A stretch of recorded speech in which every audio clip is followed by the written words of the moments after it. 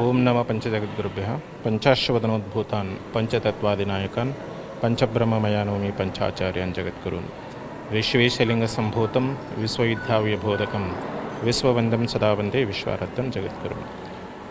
काशी ज्ञानसिंहासनाचे सनातन जगद्गुरू परंपरेला नतमस्तक होऊन आज काशी जगद्गुरू यांच्या लहान जगद्गुरूंच्या जे चौथा अनुष्ठान श्रावण मासाचं श्री ब्रह्मटवटगी शाखा MIDC मठामध्ये चालू आहे.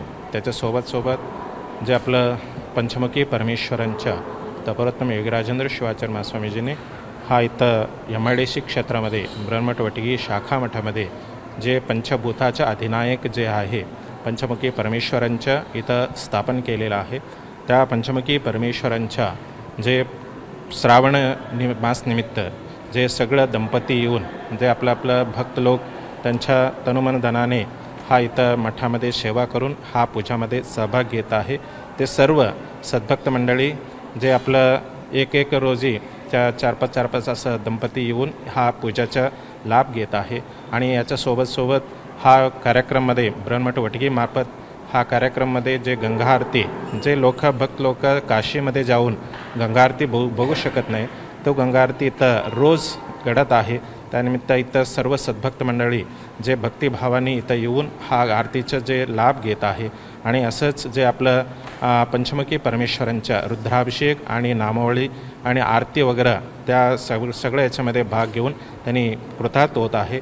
हा निमित्त जे श्रावण मास आपला हिंदू संप्रदाय जे आज सांगत आहे जे श्रावण मासामध्ये शिवांच्या कीर्तन भजन गायन वगैरे करायला पाहिजे. सर्व सद्भक्त मंडळी जे आपल्या घरीसुद्धा जे ग्रहदेवतांच्या पूजा आराधन करायला पाहिजे. त्याच्यासोबत जे शिवमंदिर कुठं असतो आणि विष्णू मंदिराला सुद्धा जे आपण जाऊन ते भगवंताचं दर्शन आपण घ्यायला पाहिजे.